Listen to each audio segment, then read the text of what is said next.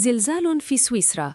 كونغرس الفيفا يصدم السنغال بقرارات عقابية غير مسبوقة، ولقد جع يفجر المفاجأة الأضخم. صدمة وانهيار الترنجة. الفيفا يثبت أحقية المغرب باللقب ويهدد بحرمان السنغال من كأس العالم.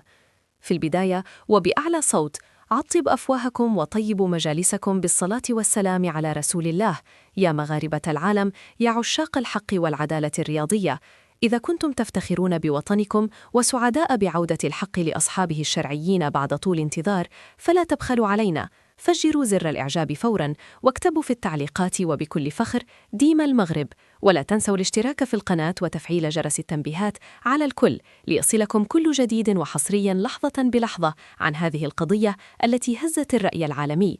هل كنتم تتخيلون يوماً أن يصل التعنت الرياضي إلى حد احتجاز كأس قارية؟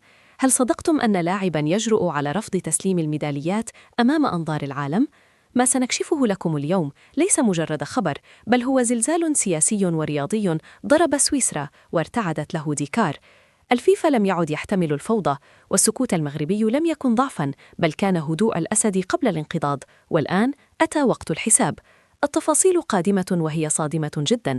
في تصريحات خاصة حصريا لموقع فوتبول سبورت، فجر أسطورة التحكيم ورئيس لجنة الحكام بالاتحاد الدولي لكرة القدم الفيفا الإيطالي الصارم بيرلويجي كولينا قنبلة مدوية كشفت المستور وراء كواليس اجتماع لجنة الانضباط الأخير في الفيفا. كولينا أكد وبكلمات حازمة أن هذا الاجتماع شهد الكشف عن تطورات خطيرة جدا ومزلزلة تتعلق بالنهائي الفضيحة لكأس إفريقيا بين أسود الأطلس وأسود الترنجة.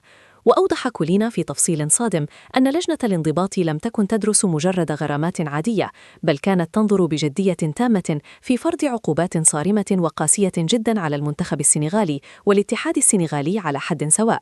لماذا؟ بسبب الأحداث الفوضوية والمشاهد العبثية التي شهدتها المباراة النهائية، والتي اعتبرها كولينا بخبرته الطويلة أحداثا غير مسبوقة ومشينة في تاريخ كرة القدم الإفريقي العريق.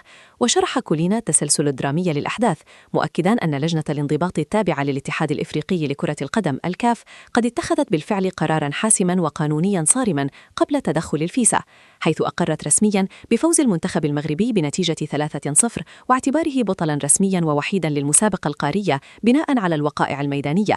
ولكن هنا كانت المفاجأة الكبرى والفضيحة التي أذهلت الفيفا.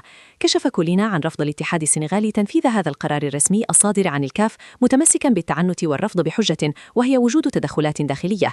هذا الرفض السنغالي زاد من تعقيد الموقف بشكل خطير، وأثار جدلا واسعا وعقيما داخل الأوساط الرياضية، مما استدعى تدخل الفيفا بقوة لفرض الانضباط.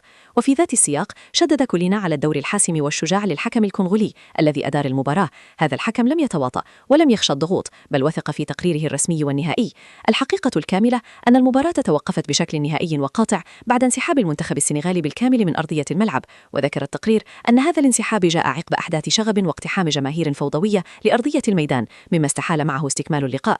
وأكد كولينا أن هذا التقرير التحكيمي الموثق كان العنصر الأساسي وحجر الزاوية التي اعتمدت عليه الفيفا والكاف لاتخاذ القرارات النهائية العادلة. وبناء على ذلك أعلن كولينا أن الفيفا قرر فرض عقوبات تأديبية فورية، إيقاف مدرب منتخب السنغال لعدة مباريات، بالإضافة إلى فرض غرامة مالية باهظة وقدرها 300 ألف دولار أمريكي. 300 ألف دولار على الاتحاد السنغالي بسبب مخالفات جسيمة وانتهاكات واضحة وصارمة للوائح والانضباط. واختتم كولينا تصريحاته برسالة حازمة لكل من تسول له نفسه العبث بقوانين اللعبة، مؤكدا أن الفيفا لن يتهاون أبدا مع أي تجاوزات تمس نزاهة وسمعة كرة القدم، وأن العدالة الرياضية ستظل فوق كل اعتبار، وأن هذه القرارات المتخذة جاءت لحماية سمعة كرة القدم الإفريقية والعالمية من العبث. لكن هل توقف الأمر عند كولينا؟ أبدا.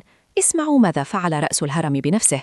ففي حديث ناري لصحيفة بلاك سبورت، لم يتردد جياني إنفانتينو رئيس الاتحاد الدولي لكرة القدم الفيفا في وصف ما حدث في نهائي كأس إفريقيا بين المغرب والسنغال بأنه يعد من أخطر الأزمات في تاريخ كرة القدم الإفريقية على الإطلاق.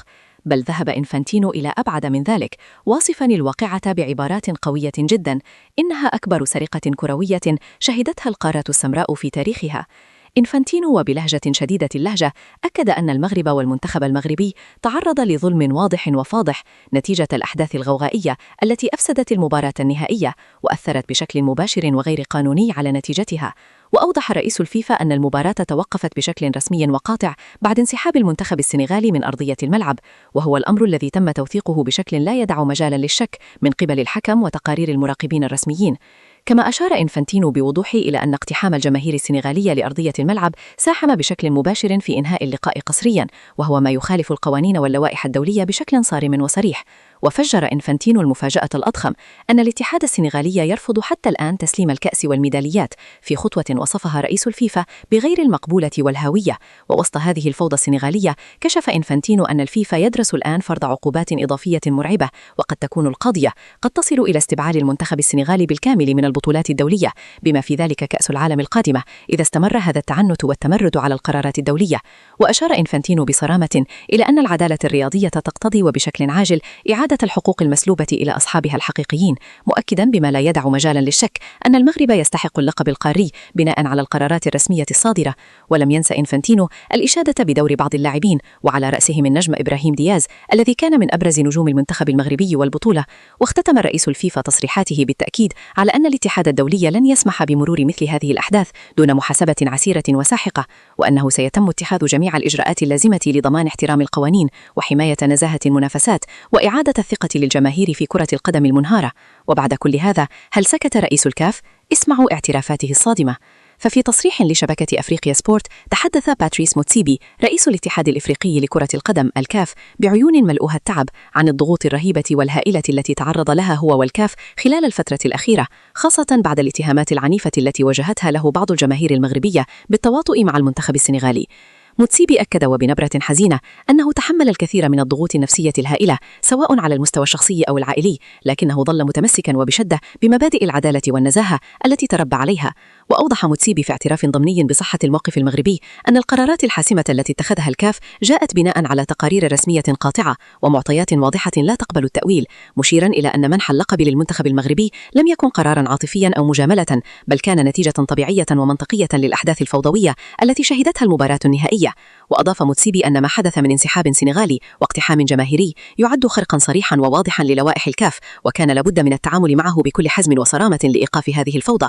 وأشار موتسيبي إلى أن الكرة الإفريقية تمر بمرحلة حساسة ودقيقة جدا تتطلب إصلاحات جذرية وهيكلية. وبشكل مفاجئ أعلن موتسيبي أنه مع اقتراب نهاية ولايته قرر رسميا ترشيح السيد فوزي لقجع لخلافته في رئاسة الكاف، معتبرا أن لقجع يمتلك الخبرة والحنكة والرؤية الثابتة لتطوير الكرة الإفريقية وإخراجها من وحل الأزمات. ورغم ذلك أقر موتسيبي بوجود معارضة شرسة ومحاولات للعرقلة من بعض الدول مثل مصر والجزائر والسنغال، لكنه شدد بلهجة قوية على أن الهدف الأساسي والأسمى هو مصلحة الكرة لكل كرة القدم الإفريقية، أم أن الطريق لا يزال طويلا وشائكا. ولا تنسوا الدعاء. اللهم انصر المنتخب المغربي واحفظ لاعبيه وجماهيره واجعل الحق ظاهرا